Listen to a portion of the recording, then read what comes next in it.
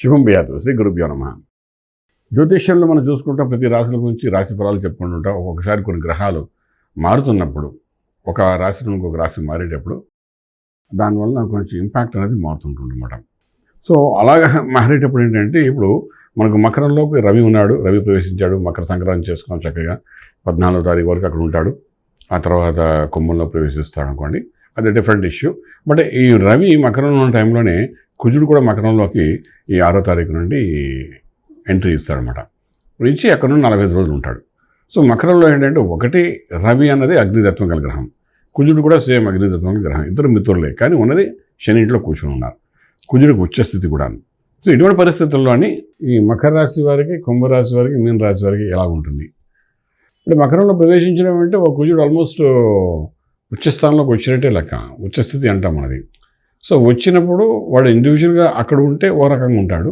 వాడితో పాటు వేరే గ్రహాలు కలిసినప్పుడు దాని యొక్క కాంబినేషన్ వల్ల కొంచెం చేంజెస్ వస్తుంటాయి.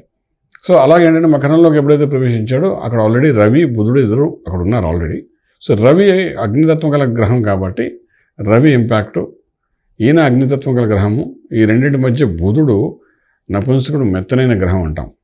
ఈ 3 కాంబినేషన్స్ అంటే మన ఇక్కడ 3 గ్రహాలు కలుస్తున్నాయంటే అలా కనబడుతుందా అంటే, మనం when you see in the sky also మీకు ఏంటి కనబడుతుందంటే, ఈ యొక్క రవి రేస్ తీసుకోండి, కుజుడు ఉండే గ్రహం, కుజగ్రహం అంగారకుడిది, ప్లస్ అలాగా మనం చూసుకుంటే అక్కడ బుధుడు గ్రహం. ఈ మూడింటికి రేస్ కాంబినేషన్స్ అనేది ఒక నియర్ బై దగ్గరగా ఉన్నట్టుగా మన స్కైలో కూడా కనబడతాయి.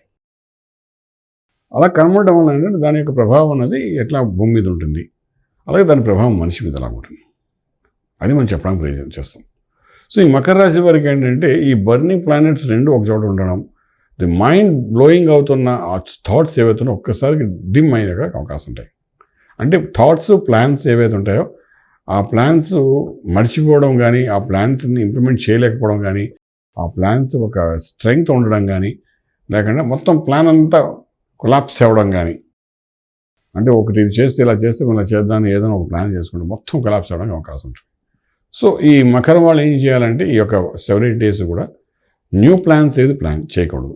అలాగే ఏదైతే వర్క్స్ చేస్తున్నారో ఆ వర్క్స్ జరుగుతున్నట్టుగానే ఉంచాలి తప్ప, దాని మీద మళ్ళీ కరెక్షన్ చేద్దామని కానీ, లేకపోతే దాని మీద మన సొంత ఐడియా మళ్ళీ ఇద్దామని కానీ, మన ఐడియాలజికల్ థింకింగ్తో దాన్ని ఇంప్రూవ్మెంట్ చేద్దాం కానీ, లేకపోతే దాన్ని ప్రొడక్షన్ అనుకుంటే దాని యొక్క విలువలు తగ్గించుదామని కానీ ఏది అసలు అనుకోవడం వీల్లేదు. మీ ఐడియాస్ ఏదైనా ఉన్నది అంటే, ఐడియాస్ కారకత్వం ఎవడు? బుధుడు. వాడు ఆల్రెడీ అక్కడ నలిఫై ఉన్నాడు.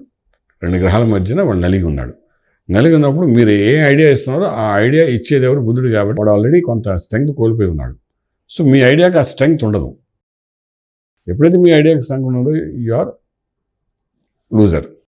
సో మనకేంటంటే, కొత్తగా ఆలోచన కూడా సలహాలు ఉన్నావు, నువ్వు నాకేం సలహా ఇవ్వక్కర్లేదా, అసలు నీ జీవితం గురించి ఆలోచించుకోరా అనేవాడు మనం చాలామంది కనబడుతుంటారు. నువ్వు పెద్ద గొప్పవాడు అయినట్టు సలహాలు ఇస్తాం. మన సలహాలు మనకు ఉపయోగపడవు, గుంతల వాళ్ళకి ఇవ్వడానికి ప్రయత్నం చేస్తుంటాం.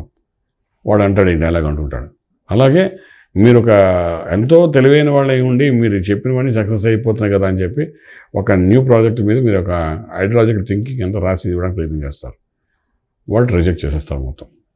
ఒక పెద్ద ప్రాజెక్ట్ చేస్తారు ఐటీలో, మీరు ఇంకేం అయిపోయింది, ఐ వాంట్ టు సబ్మిట్ అంటారు.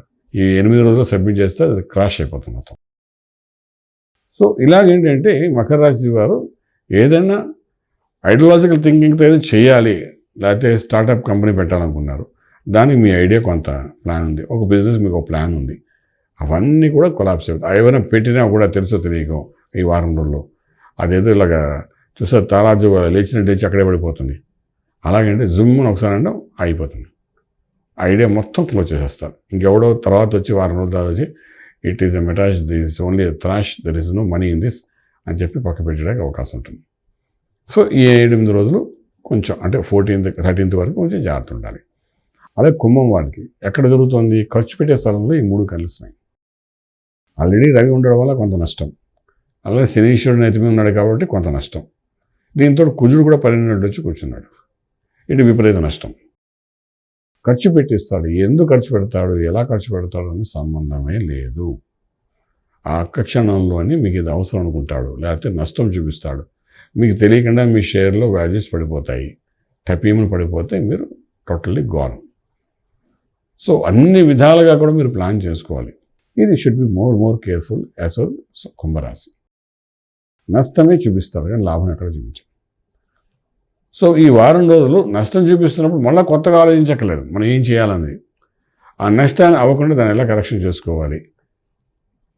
ఇది పోతుంది, ఒక వస్తువు పోతుంది అంటే దాన్ని ఎంత సునాయాసంగా అంటూ చూసారు. ఒక వ్యక్తి చనిపోతుందంటే ఎంత సునాయాసంగా ఆ ప్రాణాలు వెడిగితే బాగుండు. ఎందుకంటామంటే ఆ వెళ్ళిపోయే ముందు ఆ పీడనంతో వెళ్ళొద్దని ఆ ఆత్మని. అలాగేంటంటే నష్టం జరుగుతుందని తెలుసు, ఎంత తక్కువలోనే అది కంప్లీట్ చేయాలా అనే ప్రయత్నంలో మీరు ముందుకుండాలి. అలాగే మీనం వాళ్ళకి ఏకాదశనం జరుగుతుంది అంటే లాభంలో ప్రాఫిటబుల్ ప్లేస్లో పాపగ్రహాలు ఉంటే ఇట్స్ ఎ బెనిఫిట్ అంటాం. ఒక మీన రాశి వరకు ఆ రెండు కాంబినేషన్ విత్ బుధ అని ఐడియాలజికల్ థింకింగ్ కూడా పెరుగుతుంది. రవి బుధుడు కలిసి ఉన్నాడు కాబట్టి అందులో కూడా కొంత 5% మిస్ఫైర్ అవుతుంది. But still your again. మీనరాశి వారి యొక్క సలహాలు మీరు అంటారు ఇది ఎలా సాధ్యం, కుంభంకి అయితే ఇలాగ ఉంది, మకరంకి ఇలాగ ఉంది కదా, మీరు ఏం చేయాలంటే there is one more logic. For example మీరు కుంభరాశి అనుకోండి, మీ ఇంట్లో మీనరాశి వాళ్ళు ఎవరు ఉన్నారనుకోండి, వాడు సలహాలు తీసుకుని ఈ 15 రోజులు పనిచేయండి. వాడికి అప్పచెప్పండి పని, మరి ఈ వారం రోజులు నువ్వు చూసుకోరా అనండి. చాలామంది అడ్మినిస్ట్రేషన్లో ఈ వారం మీరు చూడండి, వారం షిఫ్ట్ వైజ్ ఉంటాయి కదా, అందరికీ షిఫ్ట్ వైజ్ జాబులు చేసేవాడు ఉంటారు కదా. సో ఈ వారం నువ్వు చూసుకోరా, నేను అలా తిరిగి వస్తాను బయటికి, ఇవన్నీ వర్క్స్ చూసుకొని నీ సొంత ఆలోచనతో డెవలప్ చేయడానికి చేసే ప్రయత్నాల్లో ఎంత ప్రాఫిట్ చూపిస్తా చూద్దాం అని వదిలేసి మీన రాశి వాడికి మీరు అప్పచెప్పండి. మీ ఇంట్లో ఉంటే ఎవరైనా మీరు కామ్ అవ్వకండి. ఎందుకంటే కొన్ని వ్యాపారాలు ఉంటాయి రోజు అటెండ్ అవ్వండి, పని అవ్వకండి. ఈ వారం నువ్వు చూసుకొని ఓన్లీ చేసి అడ్మినిస్ట్రేషన్ చేస్తాను, ఇంట్లోనే ఇన్వాల్వ్ అవ్వను, నువ్వు చేయరాని. అప్పుడేంటి మీ వ్యాపారం నష్టపోకుండా ఉంటుంది. మీన రాశి వారికి చాలా బాగుంది. ఈ 11th హౌస్లో ఉన్నాయి రవి, కుజుడు ప్లస్ బుధుడు యొక్క కాంబినేషన్ డెఫినెట్గా గోయింగ్ టు హెల్ప్ హిమ్. అలాగే వాడికి ఇంకో తలకాయ నొప్పి ఏంటంటే శనీశ్వరుడు 12 ఉంటాడు కదా, వాడు ఆ రకంగా ఖర్చు పెడతాడు. 3 ప్రాఫిట్ ఇస్తే ఒకడు ఖర్చు పోయిన ఇంకా 2 మిగులుతాయిగా. సో ఓవరాల్గా మీనరాశి వరకు అయితే బాగుంటుంది. సో ఇటువంటి పరిస్థితుల్లో ఈ 3 రాశి వాళ్ళు ఏం చేయాలి అంటే శనీశ్వరుడికి కొంతవరకు అభిషేకము, తైలాభిషేకం ఈ వారం రోజులు చేయడం ప్రయత్నించండి. ఈ ముగ్గురికి అదే పని. ఎందుకంటే ముగ్గురికి కామన్ ఫ్యాక్టర్ అంటే ఏళ్ళనాడు శని యొక్క ప్రభావం. అది చేయడం వలన ఇండైరెక్ట్గా మనం జరిగే నష్టాలు కొంత కంట్రోల్ చేయగలుగుతాం. డైరెక్ట్ నష్టాన్ని మనం ఐడెంటిఫై చేయగలుగుతాం, ఇండైరెక్ట్ నష్టాన్ని మనం ఐడెంటిఫై చేయలేం. ఫర్ ఎగ్జాంపుల్ కొన్ని ఇన్సిడెంట్స్ ఎలాగ ఉంటాయంటే మన పిల్లవాడు ఏదో చేస్తాం, దానివల్ల వాడికి ఏం కనబడదు, కానీ వాడు స్కూల్లో చేసిన పనికి ఇండైరెక్ట్గా మనకి ఏంటవుతుందంటే నష్టపోతుంటాం. ఎలాగంటే ఒక 5,000 కట్టాలంటారు, లేదా 10,000 కట్టాలంటారు, లేకపోతే దానికి ఆన్సరబుల్ నువ్వు అని అంటారు, బికాజ్ యువర్ ఎ పేరెంట్ అంటారు. వాడికి అవేం తెలియదు, కానీ మనం ఇండైరెక్ట్గా దాని ఎఫెక్ట్ మీద పడుతుంటుంది. సో అది చిన్న ఎగ్జాంపుల్ మీకు చెప్తున్నాం. అలాగా అంటే మీరు వ్యాపారంలో ఆ ఎగ్జాంపుల్ ఫిల్లింగ్ ద బ్లాంక్స్ పెట్టుకోండి. మీరు చేసే ప్రొఫెషన్లో కూడా అలాగే జరుగుతుంది. మనం ఏం చేయాలి, థర్డ్ పర్సన్ వల్ల మన మాట కాయడం జరుగుతుంది ప్రొఫెషనల్గా ఉంటే. సో ఈ ఇండైరెక్ట్గా ఉండే ఇంపాక్ట్ ఏదైతే ఉందో దాన్ని మనం జాగ్రత్తగా చూసుకోవాలి. డైరెక్ట్ మనం సేవ్ చేస్తాం కానీ ఇండైరెక్ట్ మనం చేయలేం. కాబట్టి ఈ శనికి సంబంధించిన తైలాభిషేకం కానీ, రుద్రాభిషేకం కానీ, లేకపోతే అభిషేకం శనీశ్వరుడికి చేస్తే ఈ ఇండైరెక్ట్గా మనకు జరిగే లాస్ని కొంత కంట్రోల్ చేయడానికి అవకాశం. దానివల్ల హ్యాపీనెస్ అనేది ఉంటుంది. రాజమార్గంలో రాజ్యం పొందగలుగుతారు. శుభం బియాత్. ఈ వీడియో మీకు నచ్చినట్లయితే మీ మిత్రులకు షేర్ చేయండి.